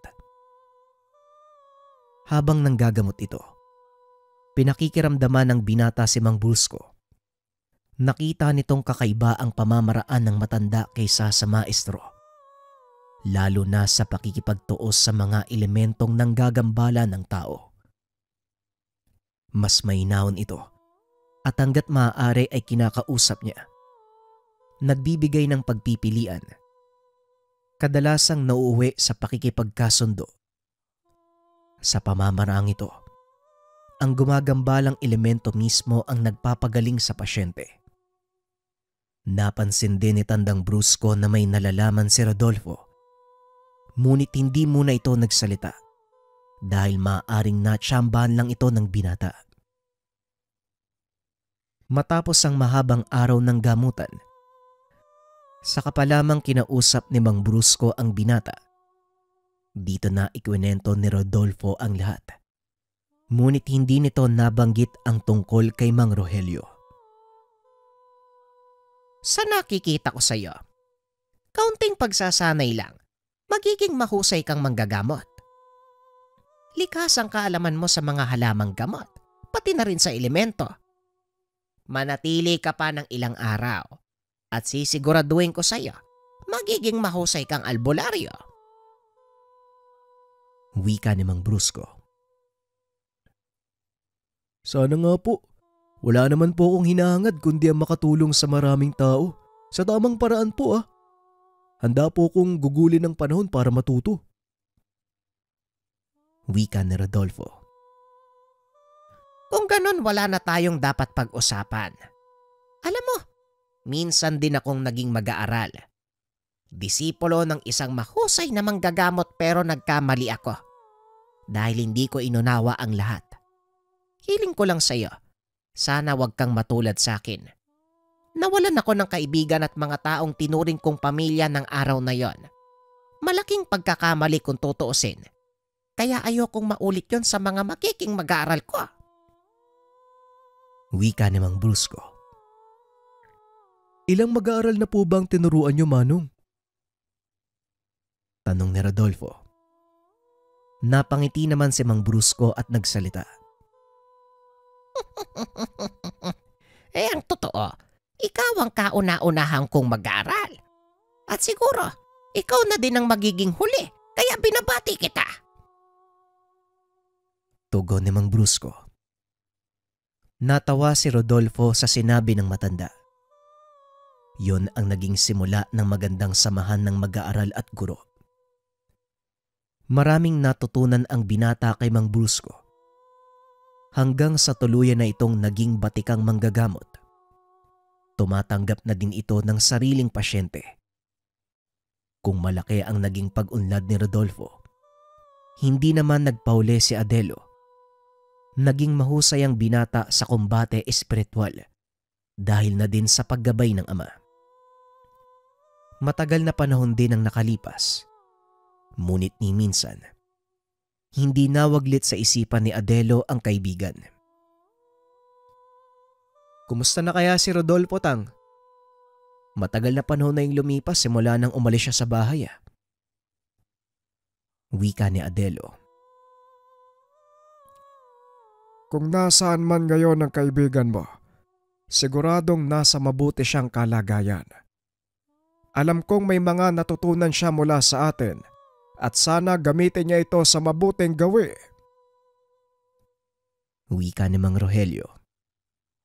Hindi na inasahan pa ni Adelo na muli silang magtatagpo ni Rodolfo. Ngunit sadyang mapaglaro ang kapalaran. Isang pasyente ang nakapagsabi sa kanila ng tungkol kay Rodolfo. Nakita ko yung dati mong estudyante dito, Mang Rogelio ha. Mukhang nanggagamot na din siya ngayon. Madalas ko siyang nakikita sa bayan. Wika ng pasyente. Hindi naman nagsalita si Mang Rogelio. Kinausap nito si Adelo. O subukan mong puntahan ang kaibigan mo sa bayan. Baka sakaling makita mo, ikumusta mo na lang ako. Wika ni Mang Rogelio. Natuwa naman ang binata sa sinabi nito. Kinabukasan maagang umalis si Adelo papunta sa bayan. Hinanap nito si Rodolfo sa paligid. Ngunit hindi niya ito kagad natagpuan. Nagpa siyang umuwi ang binata. Nang mapadaan nito sa plaza, nakita ang mga taong nag-uumpukan. Nilapitan nito ni Adelo para makiusyoso. Nakita nito ang isang matandang putol ang kanang kamay. Nagbebenta ito ng mga lana at kung ano-ano pang halamang gamot. Laking gulat ng binata nung makita nito kung sino ang kasama ng matanda. Rodolfo, ikaw ba talaga yan? Bungad ng binata. Napalingon si Rodolfo at ngumiti. Hoy Adelo, kumusta na? Oo, ako nga to. Anong ginagawa mo dito sa bayan? Tanong ni Rodolfo. Matagal ka naming hinahanap eh. May nakapagsabi sa akin na dito ka daw makikita. Hindi nga ako nagkamali. Teka, sino yung kasama mo? Balita ko nang gagamot ka na din ah. Tanong ni Adelo. Siya ang bago kong maestro, Adelo. At oo, manggagamot na ako. Kagaya mo. O siya, mamaya na lang tayo mag-usap ha. Kailangan ko munang asikasuhin yung mga tao eh. Wika ng binata. Biglang naramdaman ni Adelo ang panlalamig ng kaibigan. Hindi na ito ang dating Rodolfo. Bagaman natutuwang makita siya, nararamdaman niyang iba na ang aura nito. Inantay niyang matapos ang trabaho ng dalawa. Kinuha ang pagkakataon para kausapin ang kaibigan. Rodolfo, sandali lang ha. Pwede ba kitang makausap? Tanong ni Adelo. Tatang, mauna na po kayo sa bahay. Ako na pong magdadala ng mga gamit natin. Sandali lang naman po ako eh. Susunod din po ako kagad. Hindi ako pwede magtagal, Adelo ha. Tungkol ba saan yung pag-uusapan natin? Tanong ni Rodolfo. Bagyang nagalit si Adelo sa naging tanong nito. Ano bang klaseng tanong yan, Rodolfo? Umalis ka sa pangangalaga ni tatang nang walang paalam. Sa tingin mo hindi kami nag-aalala sa'yo? Matagal ka naming hinanap eh. Ang buong akala namin patay ka na. Wika ni Adelo. Mas pinili ko na lang na hindi magpaalam eh. Magulo kasi yung isipan ko ng mga sandaling yun.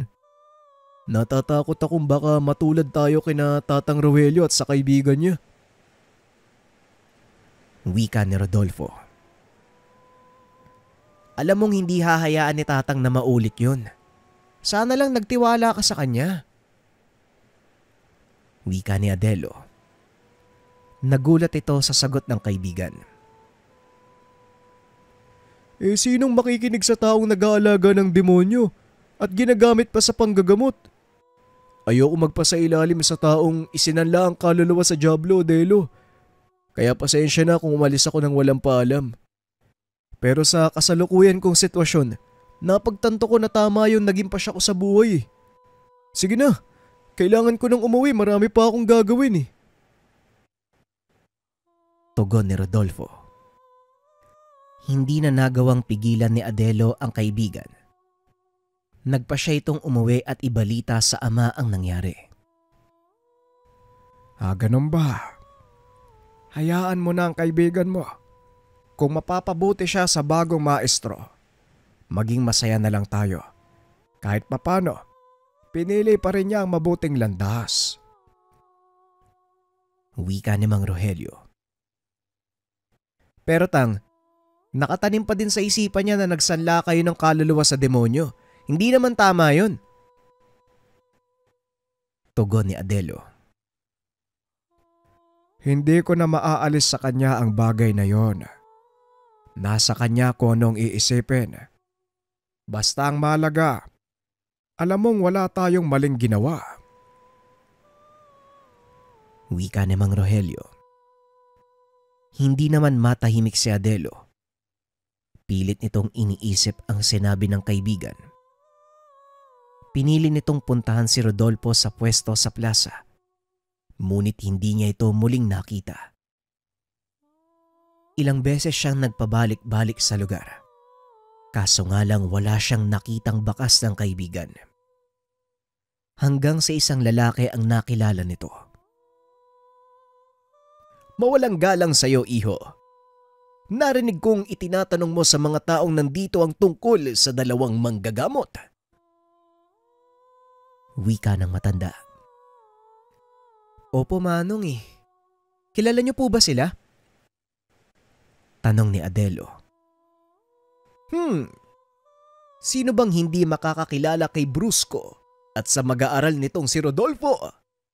Abay napakahusay nilang manggagamot, ang balita ko pa'y mas mahusay pa sila kaysa kay Rogelio. Tugon ng matanda.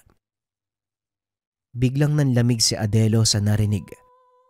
Naalala nito ang kwento ng ama. Brusco? Brusco po yung pangalan ng matandang kasama ni Rodolfo. Sigurado po ba kayo, Manong? Tanong ni Adelo. Tama ka, iho. Sigurado ako. Kilala ko ang taong yun. Kung gusto mo, isasamahan pa kita sa kanilang tahanan. Muling wika ng matanda. Kaso nga lang mas ginusto ni Adelo na bumalik muna sa tahanan at ibalita sa ama ang nalaman. Pagdating sa bahay, laking gulat ni Mang Rogelio nang marinig ang sinabi ng binata. Anong sinabi mo? Brusco ang pangalan ng bagong maestro ni Rodolfo. Baka naman kapangalan lang. Tanong ni Mang Rogelio. Hindi din po ako sigurado, Tatang. Pero malakas ang kutob ko na yun ang kaibigan mong si Brusco. Tugon ni Adelo. Huwag muna tayong magpapakatiyak. Kailangan nating patunayan ang mga sinasabi ng matandang yon.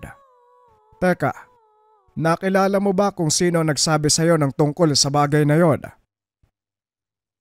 Tanong ni Mang Rogelio. Hindi po Tang, pero talagang malakas yung kutob ko eh. Si Mang Brusco nga ang tinutukoy niya. Isang paraan lang para mapatunayan natin. Oh, Tay, ano pong nangyayari sa inyo? May masakit ba? Tanong ni Adelo. Sinasapo ni Mang Rogelio ang kanyang dibdib. Nakita nito na hawak-hawak ng matanda ang maliit na boteng sisidla ng mutya. Binubuksan niya ito sa pamamagitan ng bibig. May kalaban, Adelo. Hindi biro ang taglay niyang lakas. Wika ni Mang Rogelio. Napalingon si Adelo sa labas ng tahanan. Nakita ang isang pamilyar na imahe. Rodolfo, bakit mo ginagawa to? Anong kasalanan ni Tatang sa'yo?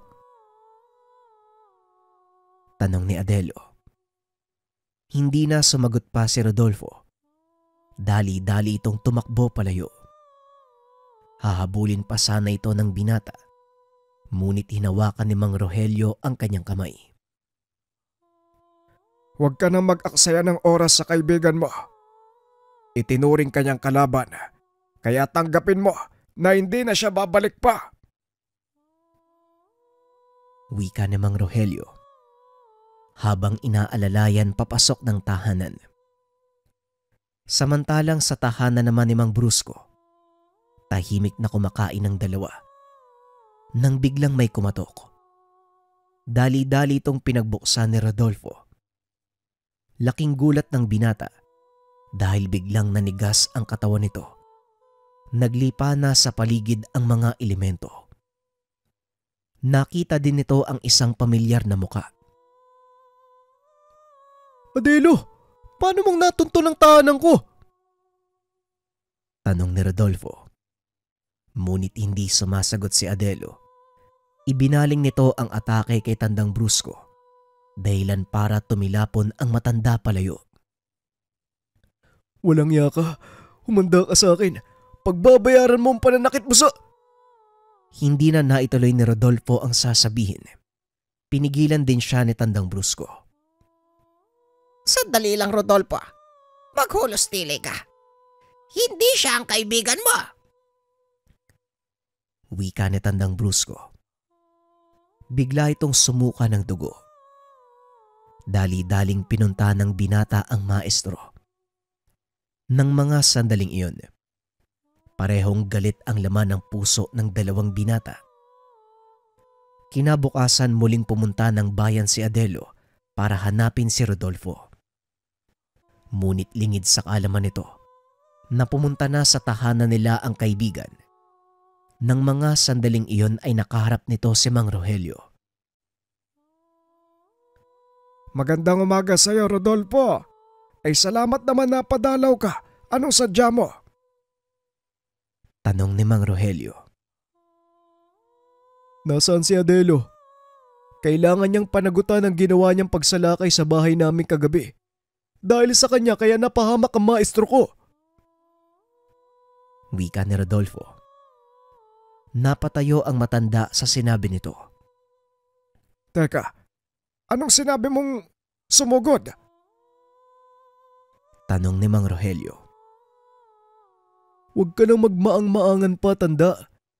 Ilabas mo ang walang hiya mong anak kung ayaw mong lumala pa ang sitwasyon.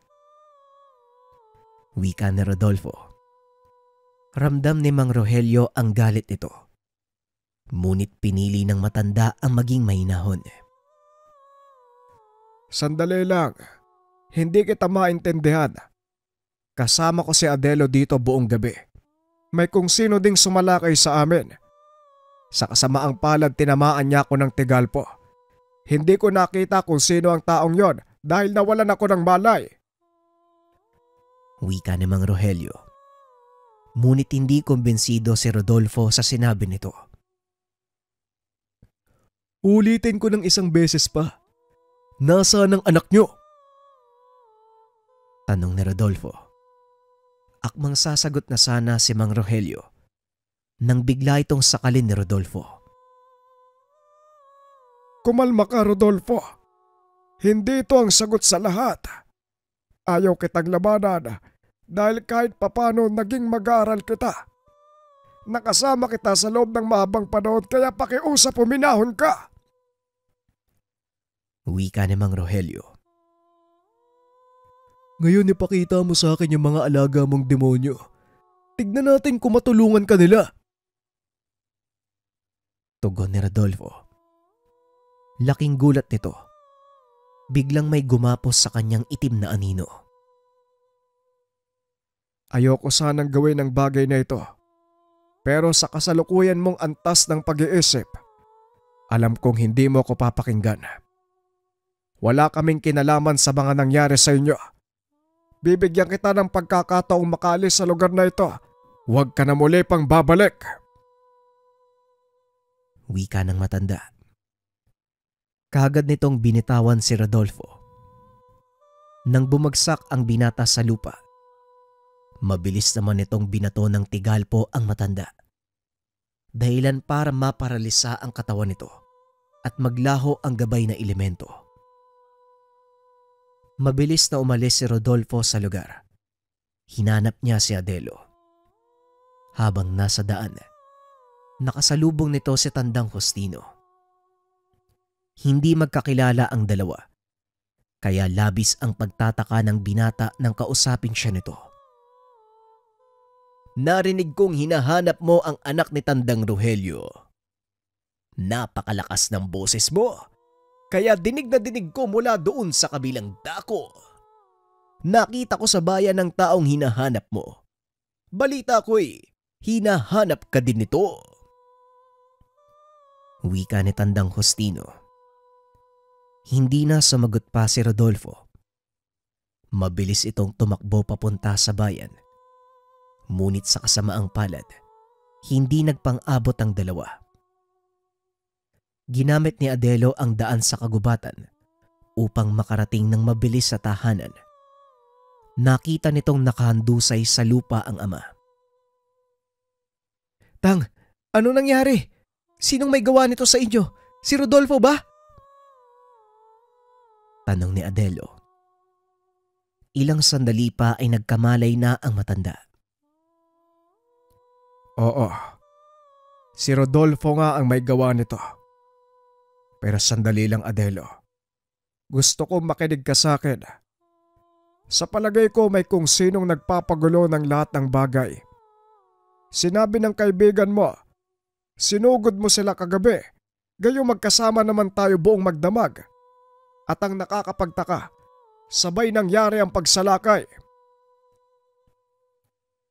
Wika ni Mang Rogelio. Pinagtagpi-tagpi ng matanda ang pangyayari. Maging si Adelo, nagkaroon ng ideya kung ano ang nagaganap. Kung ganon, kailangan namin magkaharap ni Rodolfo. Para magkaalaman kami ang mabuti pa. Puntaan natin ang kanilang tahanan. May nakapagturo sa akin kung saan sila nakatira. Wika ni Adelo. Pumayag naman ang matanda. Sa kabila ng pinsalang natamo, pinili nitong makipag-usap sa kabilang panig para malinawan na din ang isipan kung sino ang maestro ni Rodolfo. Tinunto ng binata ang daan. Natagpuan nito ang tahanan nila Rodolfo. Saktong nakaupo ang binata sa atangan ng tahanan nang makita nito ang dalawa. Dali-daling tumayo ang binata. Nag-usal ng pangdepensang dasal. Hanggang dyan lang kayo. Isang hakbang pa. Sisiguraduhin ko mamamatay kayo. Wika ni Rodolfo. Lumabas ng tahanan si Tandang Brusko. Ano bang ingay yan? At sino bang kaaway mo? Nanlaki ang mga mata ni Tandang Brusko nang makita kung sino ang panauhin. Maging si Mang Rogelio, nagulat nang mapagtantong tama ang iniisip. Ikaw nga, Brusko. Hindi ko inaasahang magkikita pa tayo muli, kaibigan. Napangiti si Tandang Brusko nang magsalita si Mang Rogelio. Ganon din ako, kaibigan. Palaki ang pagkukulang ko sa aking maestro. Umalis ako nang hindi nauunawaan ang lahat. At ang mas masakit pa, pinagtangkaan ko ang buhay ng kaisa-isang taong nag-aruga sa akin. Tugon ng matanda. Kagad nitong ibinaba ang depensang ginawa ni Rodolfo. Hinayaang pumasok si Adelo at Mang Rogelio. Anong ibig sabihin nito? Magkakilala kayo, Tatang? Tanong ni Rodolfo. Hindi lang magkakilala. Si Tandang Brusko ang matalik na kaibigan ni Tatang. Siya ang taong nakwento sa atin noon. Napalingon si Tandang Brusko kay Rodolfo. Kaya pala pamilyar sa akin ang mga halamang gamot at orasyon na pangkulong. Si Rogelio pala ang dati mong maestro. Ngayon ko lang nalaman ang lahat ng ito. Pero masaya akong naipagpatuloy ang mga itinuro niya sa iyo. Wika ni Tandang Brusko. Ay pasensya na at nagkita pa tayo sa maling pagkakataon. May mga nangyayaring kaguluhan. At sa palagay ko, iisa lang ang may gawa nito. Wika ni Mang Rogelio. Yan din ang naisip ko. Mukhang alam ko na kung sino ang may gawa nito. Tugon ni Tandang Brusko.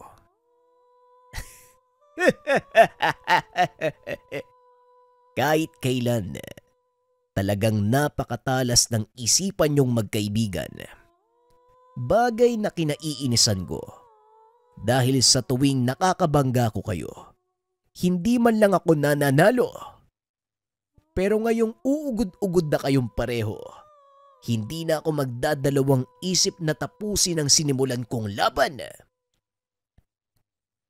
Laking gulat ng dalawang binata dahil ang matandang iyon ang nakilala nila at nag-udyok ng kaguluhan. Ikaw, kung alam ko lang na ikaw ang may gawa ng lahat ng to, hindi na sana ako nagsayang ng oras. Hindi na sana ako nagtanim ng galit sa kaibigan ko. Ganun din sana ako eh. Sana hindi ko nagawang sakta ng dati kong maestro. Patawad, Tatang Roelio. Nabulagan po ako ng galit. Wika ng dalawang binata. Ay walang problema, naiintindihan kita pero Postino, pasensya na. Masyado na kaming matanda ni Brusco para makipaglaro pa sa'yo. Siguro, hahayaan na lang namin ang dalawang ito na ituloy ang sinimulan nating laban. Wika ni Mang Rogelio. Naikwento na nito sa dalawang binata ang tungkol sa isang tao na pilit na sumisira sa samahan ng dalawa. Kaya naman naging malinaw sa mga ito ang intensyon ni Tandang Justino. Walang problema sa akin hanggat kaya nilang makipagsabayan. Nagkatinginan ang dalawang binata at napangiti. O dating gawi, Adelo. Alam mo na ang gagawin. Oo naman. Simulan na natin? Inaantay ko lang na sabihin mo yan eh. Pag-uusap ng dalawa sabay sugod. Si Rodolfo ang gumawa ng pananggalang sa paligid para hindi makaalis ang kalaban. Samantalang si Adelo naman ang direktang umaatake gamit ang mga dasal. Nung una ay nagagawa pang makaiwas ng matanda. Ngunit kalaunan, nakaramdam ito ng panghihina. Nararamdaman mo na ba ang epekto ng pananggalang ng kaibigan ko? Habang tumatagal ka sa loob nito, unti-unting nababawasan ang espiritual mong enerhiya. Kaya wala ka ng laban pa. Ayokong umabot sa punto na kailangan pa kitang patayin. Kaya sumuko ka na. Wika ni Adelo. Hindi nagpatalo si Tandang Justino. Pinangunahan nito ng galit. Sa kadailanang kahit sa mga mag-aaral ng dalawang katunggali, hindi niya nagawang manalo. Sino ka sa palagay mo? Bakit ako susuko sa mga kagaya niyong baguhan? Mamamatay akong lumalaban kung yun ang mangyayari. Wika ni Tandang Justino. Napailing si Mang Rogelio. Inihagis kay Adelo ang suot na botelya. Huwag mo nang patagalin ang isang yan. Marami ang mapapahamak sa oras na magpakawala siya ng mga elemento. Wika ni Mang Rogelio. Dali-daling binuksan ni Adelo ang bote. Nagsimulang tumawag ng mga nilalang. Dito lubusang nakita ni Rodolfo ang elemento na noon ay inakala niyang demonyo. Tingnan mo nga naman, maharlik ang balaw pala. Ito ang tanging katagang lumabas sa bibig ni Rodolfo habang pinapanood ang nilalang na parusahan ang matanda. Hindi nagtagal. Tuluyan itong napadapa ng elemento. Muli ay binigyan ito ng pagkakataon ng dalawang binata. Ngunit sadyang mataas ang ihi ng matanda. Kaya walang nagawa si Adelo, kundi tuluyan itong patawan ng kaparusahang kamatayan. Dito napatunayan ng magkaibigan na hindi matutumbasan ng anumang kaalaman o lakas ng kapangyarihan ang presensya ng isang kaibigan. Maging ang dalawang matanda, ito din ang napagtanto. Hindi inaasahan ni Mang Rogelio na muli silang pagtatagpuin ng kaibigan. Samantalang ang dalawang binata naman, naging magkatuwang sa pagpapatuloy ng gawain ng kani-kanilang mga maestro. Naging masalimuot man ang lahat para sa kanila isang mahalagang aral ang natutunan ng dalawa. Pagtitiwala. Sa paglipas ng mga taon, mas lalong naging mahusay ang dalawa. Bagaman wala na ang mga maestro, patuloy nilang ginampanan ang naiwang tungkulin ng mga ito. Si Adelo ang naging tagapagmana ng mutya ng kanyang ama. At kagaya ng habilin ng matanda, ginamit ito ni Adelo para gumawa ng kabutihan kasama ang kaibigan.